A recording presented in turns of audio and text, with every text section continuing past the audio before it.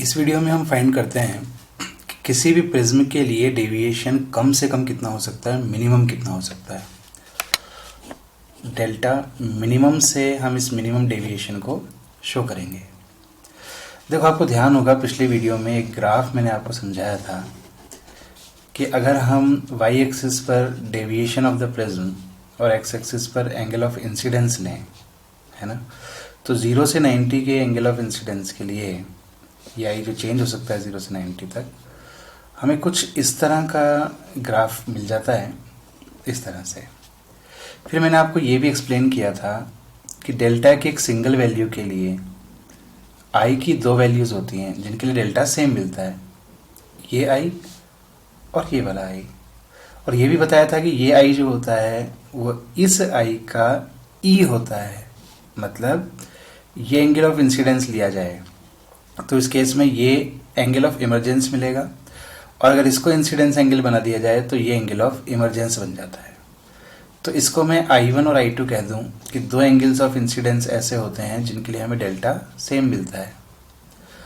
अब अगर हम डेल्टा को थोड़ा कम करें, जैसे कि यहाँ पर अगर डेल्टा की एक वैल्यू लें तो इसके लिए दोनों वैल्यूज़ जो होंगी I1 और I2 ये थोड़ी सी क्लोज हो जाएंगी, इनके बीच का डिफरेंस कम हो जाएगा।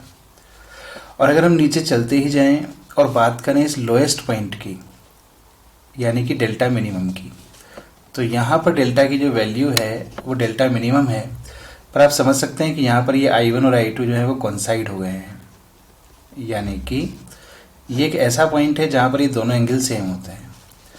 मीन्स एंगल ऑफ इंसिडेंस और उसके कॉरेस्पॉन्डिंग एंगल ऑफ इमरजेंस, ये दोनों वैल्यूज़ सेम हो जाती हैं। तो सबसे पहली बात जो हमें समझनी है कि किसी भी प्रिज्म में डेविएशन मिनिमम तब होता है जब एंगल ऑफ इंसिडेंस और एंगल ऑफ इमरजेंस सेम होते हैं, ठीक है ना। तो सबसे पहला पॉइंट हमें समझ में आया कि for minimum deviation of prism angle of incidence is equals to angle of emergence. और इसी से हमें समझ में आ जाता है कि अगर ऐसा होगा तो R1 और R2 भी सेम होंगे। ऐसा कैसे समझ सकते हैं? बहुत ही आसानी से। ये हमारा प्रिज्म, और यहाँ पर आपने एक लाइट रे इंसिडेंट की जिसका रिफ्रैक्शन हुआ इस तरह से, और फिर ये इमर्ज हो गई। और मान लेते हैं कि मिनिमम डेविएशन का केस है, तो ऐसे में हम कहेंगे कि यहाँ पर ये जो एंगल ऑफ इंसिडेंस है आई, और यहाँ पर ये जो एंगल ऑफ इमरजेंस है ई, ये दोनों सेम है, ई इक्वल्स टू आई है, ई की वैल्यू भी आई के इक्वल है। ये जो एंगल बनते हैं R1 और R2, इनको हम रिफ्रैक्शन एंगल कहते हैं, R1 एंड R2, है ना। मान लेते हैं रिफ्रैक्टिव इंडेक्स है म्यू, तो यहाँ इस सरफेस पर अगर हम स्नेल्स लॉ यूज़ करें तो 1 into sine I equals to mu into sine R1, और इस सरफेस पर अगर यूज़ करें तो mu into sine R2 equals to 1 into sine E, but E is also equals to I। तो ये भी साइन आई, ये भी साइन आई, तो ये दोनों टर्म्स भी सेम हो गई, और इससे हमें पता चला कि R1 और R2 दोनों सेम होंगे, ठीक है ना। R1 इक्वल्स टू R2, पर आपको ध्यान है इन दोनों का सम तो A के इक्वल होता है, तो R1 plus R2 equals to A। तो अगर हम इसको भी R पुट करें, इसको भी R पुट करें, तो 2R equals to A and R equals to हो जाएगा A/2। तो ये हमारा सेकेंड रिजल्ट हो गया कि मिनिमम डेविएशन के केस में दोनों एंगल्स ऑफ रिफ्रैक्शंस R1 और R2 सेम होते हैं, और दोनों की वैल्यू प्रिज्म एंगल की हाफ होती है। तो जब कभी किसी क्वेश्चन में आपसे कह दिया जाए कि डेल्टा जो है वो मिनिमम है, तो आपको समझ जाना चाहिए कि दोनों एंगल ऑफ रिफ्रैक्शन सेम हैं और प्रिज्म एंगल के हाफ के इक्वल हैं। तीसरी बात जो हमें ध्यान रखनी है, पहली बात तो थी I इक्वल्स टू ई, दूसरी बात हमें पता चली कि R1 equals to R2 equals to A/2। तीसरी बात मिनिमम डेविएशन के बारे में हम सीखें। अगर हम डेविएशन कैलकुलेट करें तो आपको ध्यान होगा कि डेल्टा का फॉर्मूला था I plus E minus A, but ये डेल्टा मिनिमम जो है, अगर इसको हम मिनिमम करना चाहते हैं तो E इक्वल्स टू भी हमें I लिखना होगा। ऐसे में इसका फॉर्मूला हो जाएगा 2I माइनस ए। तो डेल्टा मिनिमम का ये फॉर्मूला आप ध्यान रख सकते हैं, 2I माइनस ए, ये भी याद रखेंगे। चौथी बात, इसके बाद हम एक बात और समझ सकते हैं। देखो यहाँ पर हमने कहा कि ये आई और ई इक्वल है और R1 और R2 भी इक्वल है, तो थोड़ा डेविएशन इस सरफेस पर हुआ था डेल्टा 1 और थोड़ा डेविएशन इस सरफेस पर हुआ डेल्टा 2, तो डेल्टा 1 और डेल्टा 2 भी सेम होंगे। कैसे? जैसे फर्स्ट सरफेस पर डेविएशन को अगर हम देखें तो इस रिफ्रैक्शन के लिए डेल्टा लिखा जा सकता है I माइनस R1, तो I माइनस R1, ठीक है ना, यानी कि I माइनस A/2, क्योंकि R1 A/2 हो गया। और इस सरफेस पर डेल्टा 2 लिखा जा सकता है delta 2 equals to E minus R2, तो E माइनस R2, E भी I के इक्वल है और R2 की वैल्यू भी A/2 है, तो दोनों ही डेल्टा सेम हो गए। तो कहा जा सकता है कि डेल्टा 1 इक्वल्स टू डेल्टा 2 और दोनों से मिलकर नेट डेल्टा बनता है जो कि ये है। तो फिर हर एक की वैल्यू इस मिनिमम वाले डेल्टा की हाफ होगी, delta minimum by 2, that will be I minus A/2।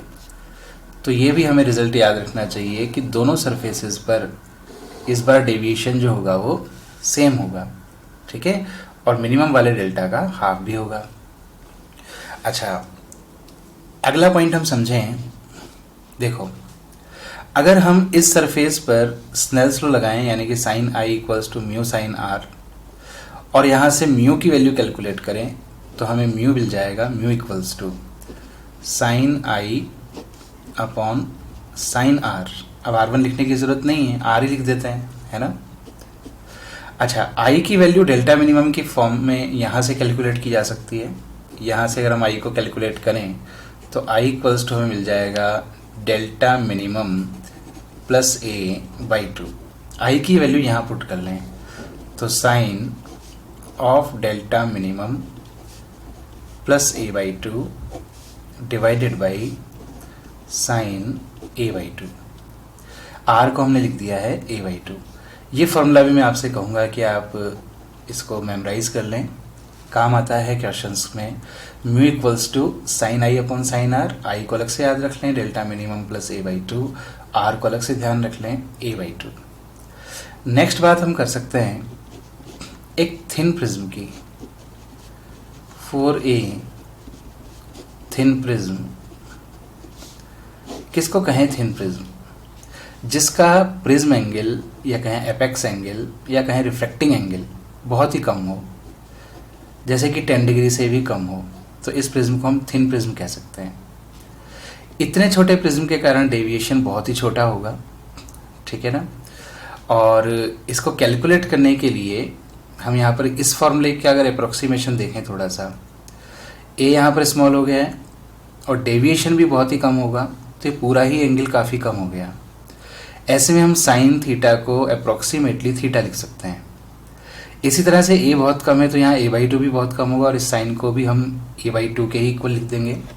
तो ऐसे में हमें म्यू इक्वल्स टू मिल जाएगा, म्यू इक्वल्स टू ये साइन को हम थीटा के फॉर्म में लिखते हैं तो delta minimum plus A/2 divided by A/2।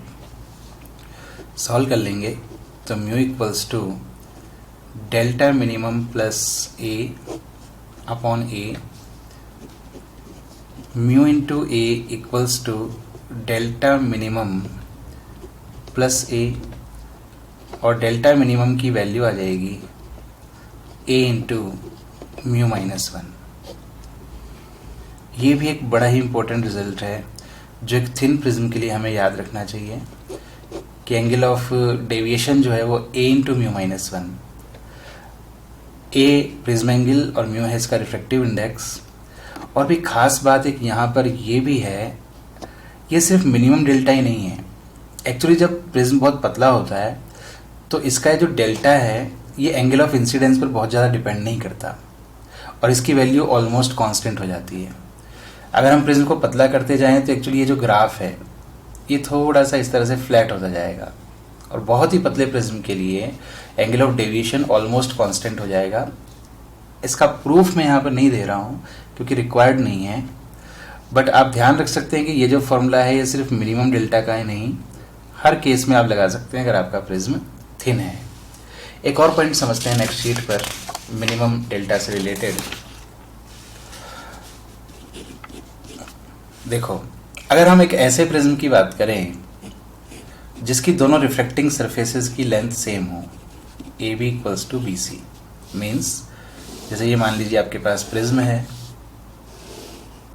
जिसको हम कहते हैं ए बी सी,